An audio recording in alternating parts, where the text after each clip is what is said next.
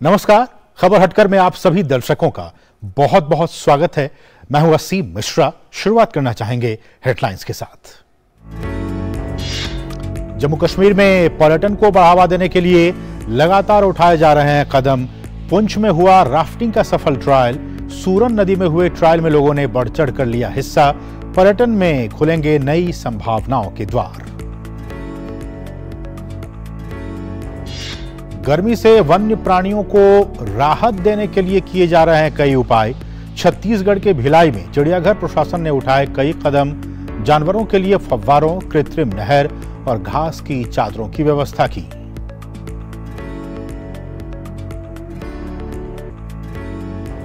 Paris की scene नदी को 2024 तक तैरने लायक बनाने के लिए बड़ा अभियान जारी।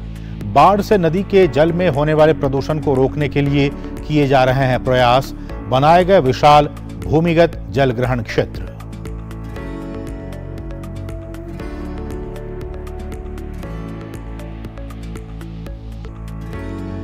और रिलीज हुआ ओम राउत के निर्देशन में बनी फिल्म आदिपुरुष का फाइनल ट्रेलर।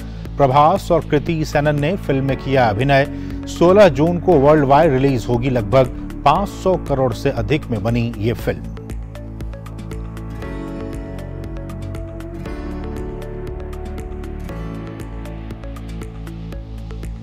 सबसे पहले बात बदलती तस्वीर की।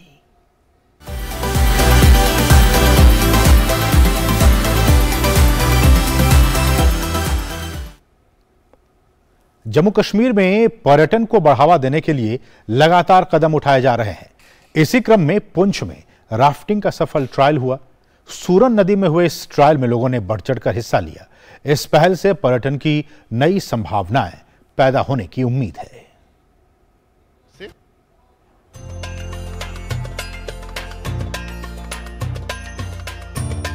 जम्मू कश्मीर में पर्यटन और खेलों को बढ़ावा देने के लिए लगातार प्रयास किए जा रहे हैं। इसी दिशा में एक कदम पुंछ में राफ्टिंग को बढ़ावा देना भी है। पुंछ विकास प्राधिकरण और जिला प्रशासन के सहयोग से गो वाइल्ड एडवेंचरर्स ने राफ्टिंग का सफल परीक्षण किया। इसके शुभारंभ समारोह में पुंछ के उपायुक्त सहित कई जाने माने लोग एकत्र हुए। उपायुक्त ने राफ्टिंग ट्रायल के दौरान प्रतिभागियों के साथ बातचीत की। उन्होंने कहा कि इससे क्षेत्र में पर्यटन को बढ़ावा मिलने की उम्मीद है।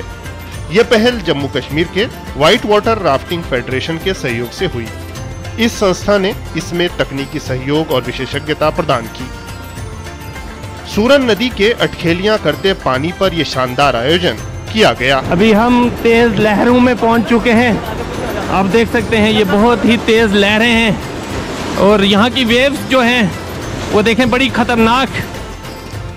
आयोजन के दौरान प्रतिभागियों को कलई से शेर कश्मीर ब्रिज तक राफ्टिंग ट्रायल का अवसर मिला। पुंछ में बहने वाली सूरन नदी अपने सौंदर्य के लिए खूब मशहूर है। इस सुंदर नदी में राफ्टिंग का आनंद लेना पर्यटकों के लिए एक शानदार अनुभव होगा। इस आयोजन की सफलता से क्षेत्र में पर्यटन को बढ़ावा मिलने की उम्मीद जताई जा रही है। Bureau report, DD news. और अब आपका शहर, आपका गांव।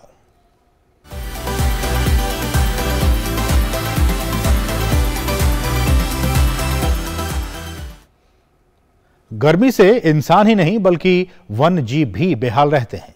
ऐसे में गर्मी से वन्य प्राणियों को राहत देने के लिए एक पहल की गई है। छत्तीसगढ़ के भिलाई में चिड़ियाघर प्रशासन ने इसके लिए कई कदम उठाए हैं। जानवरों के लिए फव्वारों, कृत्रिम नहर और घास की चादरों की व्यवस्था की गई है ताकि उन्हें गर्मी से राहत मिल सके।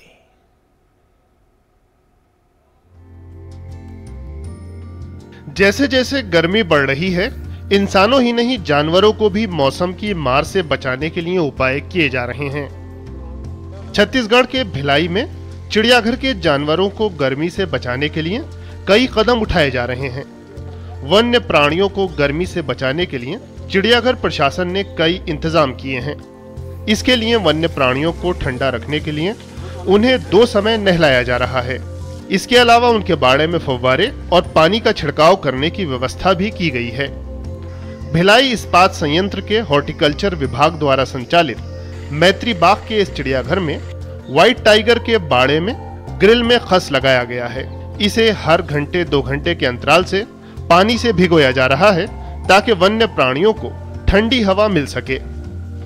बंदर और चिड़ियों के पिंजरे को ग्रीन नेट से ढका गया है। चिड़ियाघर प्रशासन ने कई और कदम भी उठाए हैं, जिनमें कृत्रिम झरना बनाना और बाड़े में छोटी सी नहर बनाकर पानी छोड़ना शामिल है। गर्मी से बचाव के लिए प्रबंधन रखरखाव के लिए उचित व्यवस्था की है, जिसमें हमने विभिन्न इंक्लोजर में आर्टिफिशियल वाटरफॉल लगाया हुआ है, कहीं कहीं स्प्रिंकलर लगाया हुआ है। और हमारा जो कि चिड़ियाघर में मोट सिस्टम है, जो वेट मोट सिस्टम है, पूरे मोट में कंटिन्यू हमारे यहाँ पानी भरा रहता है। इससे जानवरों को ठंडकता मिलती रहती है और तापमान में कमी होने का उन्हें राहत मिलती है। चिड़ियाघर प्रशासन ने मौसम को देखते हुए कई और इंतजाम भी किए हैं। ध्यान रहे कि मैत्री बाग चिड़ियाघर में लगभग 390 वन्य प्राणी हैं। इन सभी को जंगल सा माहौल देने के लिए विभिन्न व्यवस्थाएं की गई हैं। गर्मी से बचाने के ये सभी उपाय वन्य प्राणियों को राहत दे रहे हैं। Bureau report, DD news.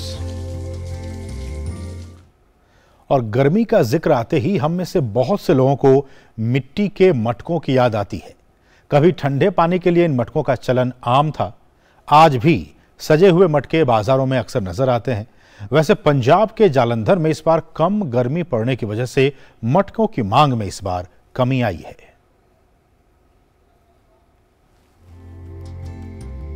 गर्मी के आते ही ठंडे पानी के लिए मिट्टी के मटकों की मांग बढ़ जाती है। आज भी बहुत से लोग इन घड़ों में पानी भरकर रखते हैं ताकि उसे पीने के लिए ठंडा किया जा सके। वैसे तो ये समय मिट्टी के मटकों की मांग का होता है, लेकिन इस बार पंजाब के लुधियाना में मौसम के करवट लेने से मटकों की मांग थोड़ी कम हुई है। पिछले सालों की तरह इस बार गर्मी का प्रकोप पहले से कम है।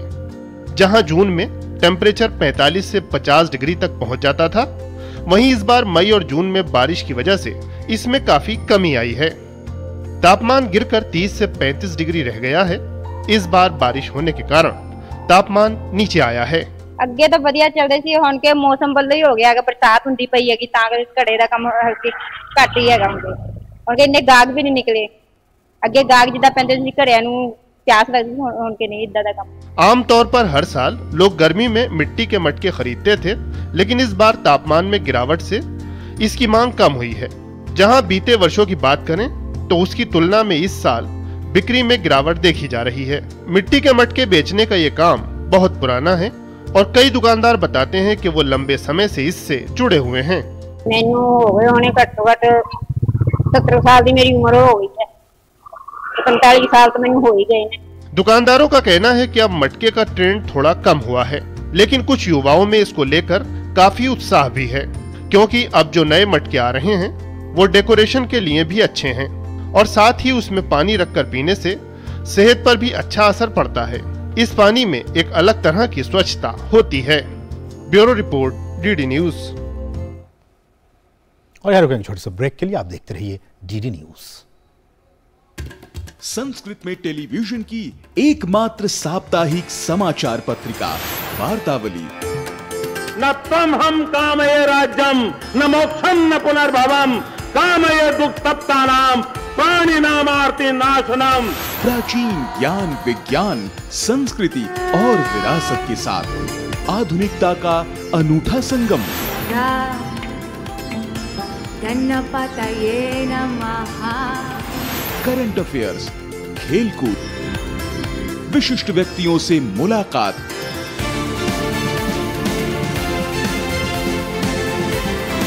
और लोकप्रिय फिल्मी गीत संस्कृत में।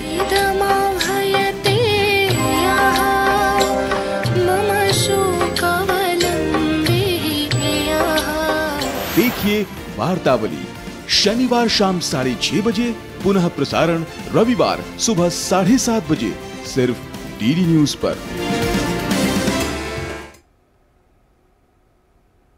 और ब्रेक के बाद आपका फिर से स्वागत है और हम बात करेंगे जहां चाह वहां राह की।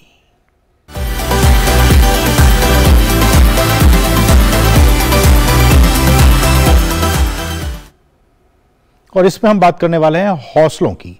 हीरल सिंघल डाउन सिंड्रोम से जूझने के बावजूद अपने हुनर के जरिए अपनी पहचान बना रही हैं। कैनवस पर जब उनकी कला का संसार उतरता है तो हर कोई उन रंगों में खो जाता है।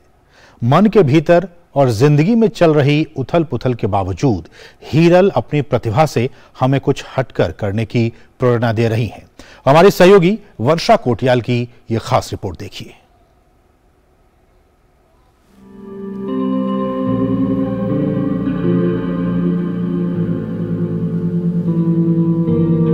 इंडिया हैबिटेट सेंटर में बीते हफ्ते आर्टिस्ट हीरल सिंघल द्वारा अ रॉन्डेवू विद माय सोल एक एब्स्ट्रैक्ट पेंटिंग्स की प्रदर्शनी प्रदर्शित की गई।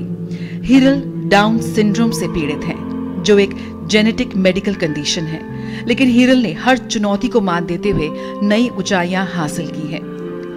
हीरल की रचनाओं में परिपक्वता और निपुणता साफ नजर आती है।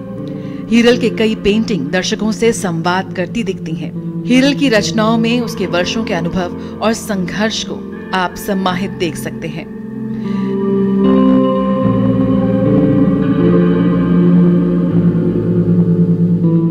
It is my painting called Moods. I love to play with colors so much. This a special about my canvas. There is a lots of colors in it. It's basically it's a green, black, orange, and black in the spot in the center. वे ज्यादातर प्रभावशाली लाल और नीले रंगों का उपयोग करती हैं अपनी पेंटिंग्स में और एब्स्ट्रैक्ट पेंटिंग्स बनाती हैं, जो आधुनिक इतिहास में निर्मित कला की प्रमुख शैलियों में से एक है। इस तरह की पेंटिंग्स करने वाली हीरल सबसे कम उम्र के कलाकारों में शामिल है। I've known Hiral my whole life and I've always known that she's a happy soul, and that's what you see in her paintings also, all the colors and all of the styles she's used. She's a free soul and she's a happy soul. You get to see her mindset. Paintings देख के लगता है कि ये असली में बड़ी है, मैं नहीं हूँ, क्योंकि जो इसकी पेंटिंग्स हैं अगर आप देखें तो सबकी सब इतनी यूनिक और इतनी ब्यूटीफुल हैं कि आपको लगेगा ही नहीं देख के कि ये एक 18 ईयर ओल्ड ने बनाई है। हीरल ने जीने की कला में जो महारत हासिल की है, ये उनकी इस मुस्कान में साफ नजर आती है। हीरल आज हर बाधा को पार करती हुई आगे बढ़ रही हैं और निस्संदेह वो कई कलाकारों के लिए एक प्रेरणा है।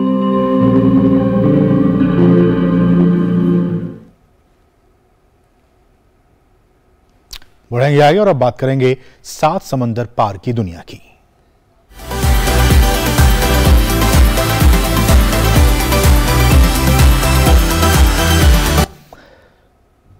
फ्रांस ने पेरिस की सीन नदी से प्रदूषण हटाने की नई मुहिम चलाई है, जिससे नदी के पानी को तैराकी लायक बनाया जा सके। 1900 के पहले पेरिस ओलंपिक खेलों में यहां पानी से जुड़ी स्पर्धाएं हुई थीं और अब 2024 ओलंपिक में नदी के पानी को साफ कर इस तरह का आयोजन की फिर से पुनरावृत्ति की कोशिश रंग ला रही है।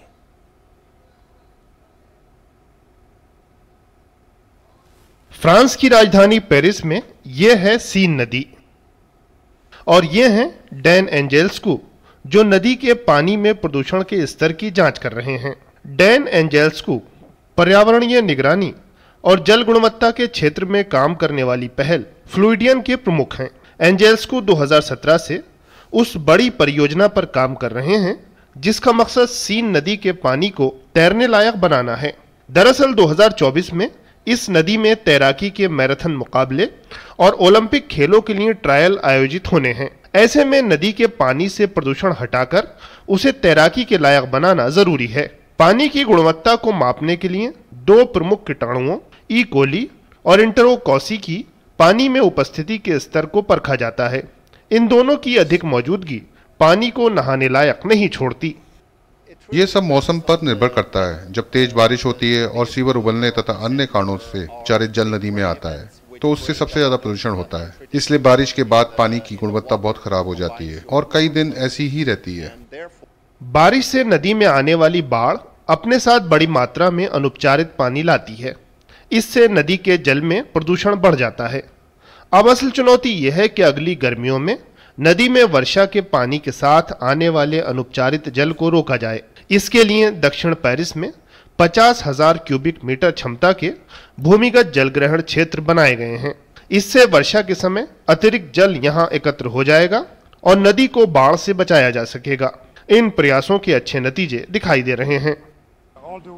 पानी की गुणवत्ता अभी बहुत बढ़ रही है। हम ऐसे कई प्रयास कर रहे हैं जिससे हमें 100% अच्छे नतीजे मिलेंगे और हम इस ओलंपिक और पैरालंपिक में तैरने लायक बना सकेंगे। हाँ, अगर बहुत भीषण वर्षा हुई तो बात अलग होगी।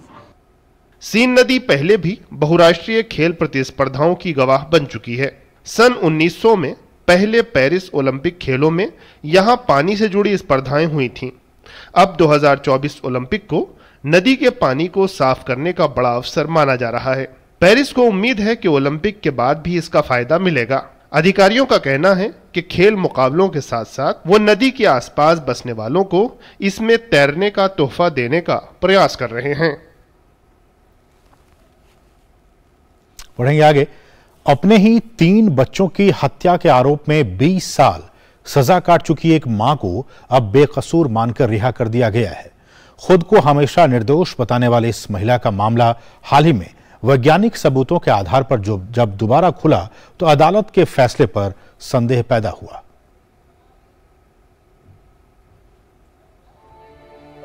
कैथलीन फॉलबेक, न्याय के लिए 20 साल का इंतजार, न्याय भी उस गुनाह के लिए जो उसने किया ही नहीं।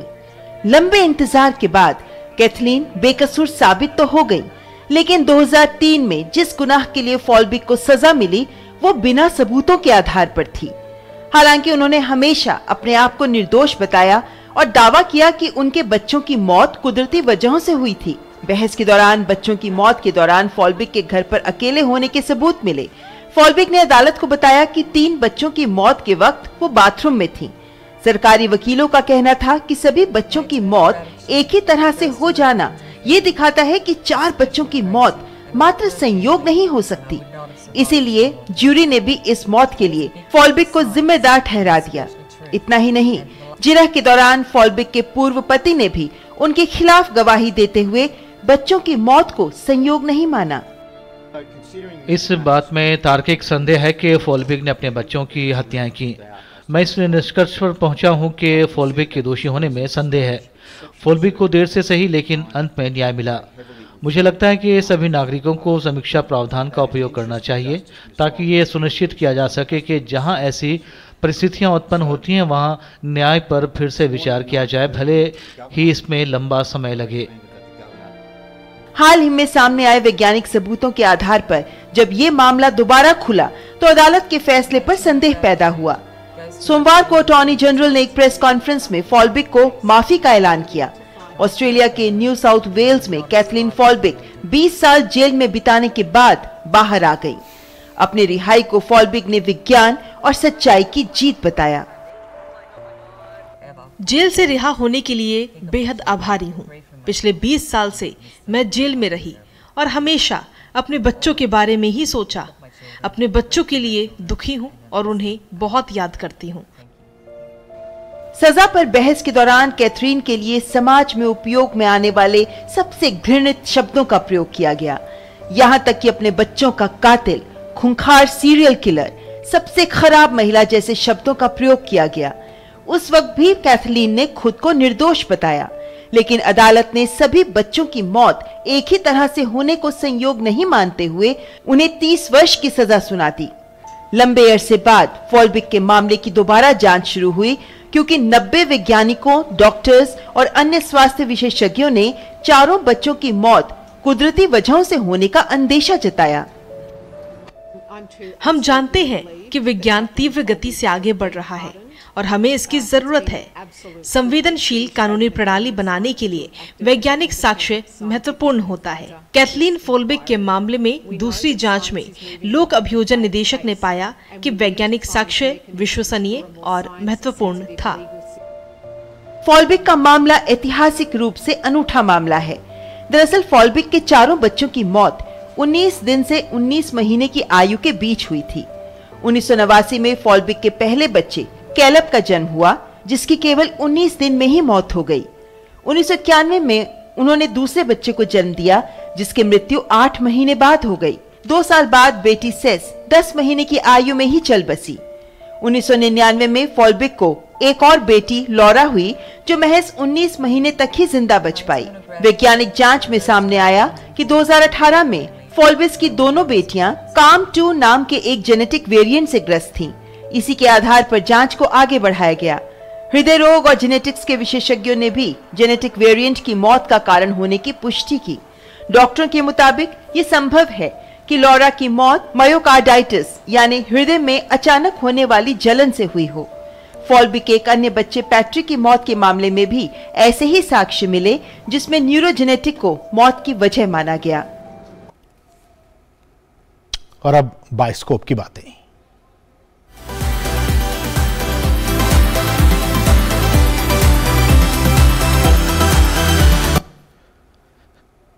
ओम राउत के निर्देशन में बनी फिल्म आदि पुरुष का फाइनल ट्रेलर आते ही मशहूर हो गया है। प्रभास और कृति सेनन के अभिनय से सजी इस फिल्म का दर्शकों को काफी इंतजार है। फिल्म 16 जून को वर्ल्ड वाइड रिलीज होगी। इस फिल्म पर लगभग 500 करोड़ रुपए से अधिक की लागत आई है। भिक्षाम देहि।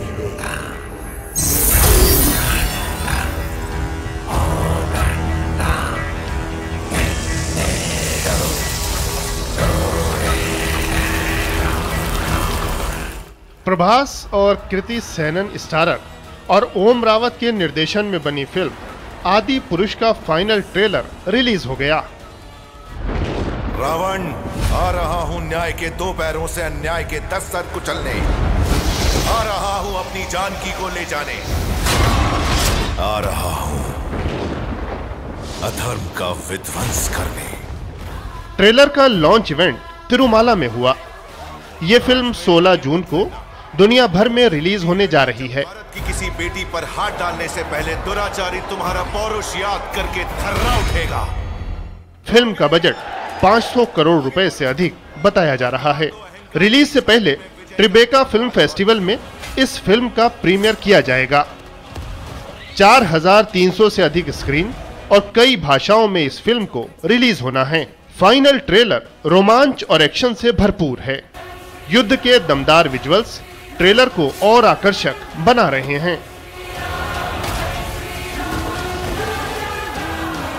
मैं इक्ष्वाकु वंशज राघव। आदि पुरुष महाकाव्य रामायण पर आधारित एक पौराणिक कथा पर बनी फिल्म है। फिल्म में प्रभास भगवान राम की भूमिका निभा रहे हैं। ब्रह्मास्त्र काटने के लिए विवश हूं। ये फिल्म भगवान राम का पराक्रम और उनके व्यक्तित्व की बारीकियों को समझाती है। फिल्म के डायलॉग्स काफी दमदार हैं। तो आगे बढ़ो और गाड़ दो अहंकार की छाती में विजय का भगवा ध्वज।